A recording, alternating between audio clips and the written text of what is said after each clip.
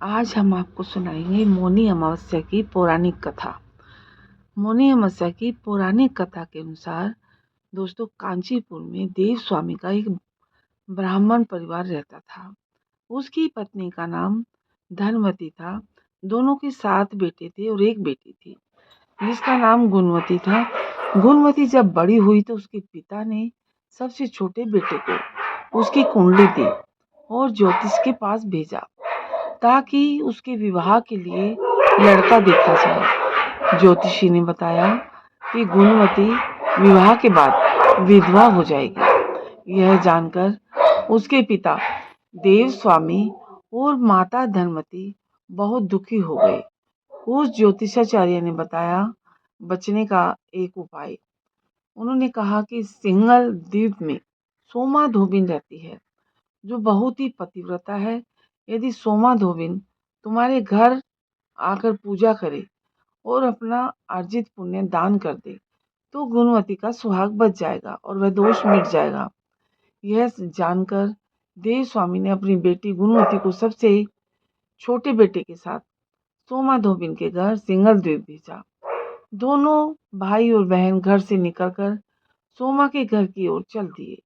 दोनों समुद्र के किनारे पहुंचे और उसे पार करने के बारे में सोचने लगे। दोनों को भूख और प्यास लगी थी बहुत ज्यादा। दोनों एक पीपल के पेड़ के नीचे बैठ गए। उस पेड़ पर गिद्ध का परिवार भी रहता था। गिद्ध के बच्चों ने गुणवती और उसके भाई की बातों को सुन लिया। गिद्ध के बच्चों ने अपनी माँ को गुणवती और उसके भाई के बारे में बताया। तब गिद्धों की माता ने अपने बच्चों को भोजन कराया और गुणवती के पास गई। उसने कहा कि तुम्हारी समस्या का हल हो जाएगा, परेशान मत हो, तुम्हें सोमा धोबिन के घर मैं पहुंचा दूंगी। गिद्ध माता की बातें सुनकर दोनों भाई और बहन बड़े खुश हुए। अगली सुबह गिद्ध माता ने गुणवती और उसके भाई को समुद्र पार कराया और सोमा धोबिन के पास ले गई। गुणवती सुबह सोमा के घर वालों के उठने से पहले ही गुणवती उसके घर को लीप देती थी। एक दिन सोमा ने अपने बहू से पूछा कि रोज घर कौन लीपता है। तब उसने कहा कि उसके अलावा ये काम कौन करेगा। सोमा को विश्वास ही नहीं हुआ और वह पूरी रात जागती रही। सुबह होते उसने देखा कि एक युवती उसके आंगन में आई और आंगन की सफाई करके लीपने लगी। तभी सोमा उसके पास आई और पूछा कि तुम कौन हो, ऐसा क्यों कर रही हो। तब गुणवती ने अपने आने का कारण बताया और पूरी बात बताई।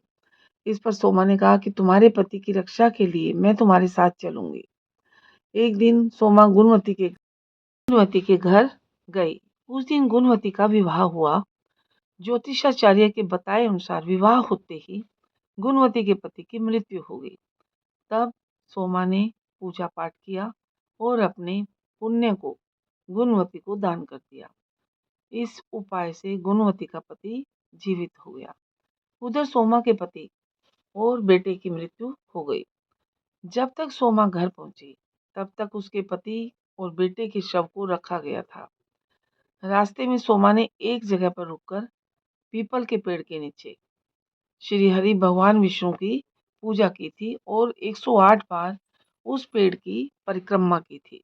इससे अर्जित पुण्य से सोमा के पति और बेटे जीवित हो गए थे और वे अकाल मृत्यु से मुक्त हो गए थे।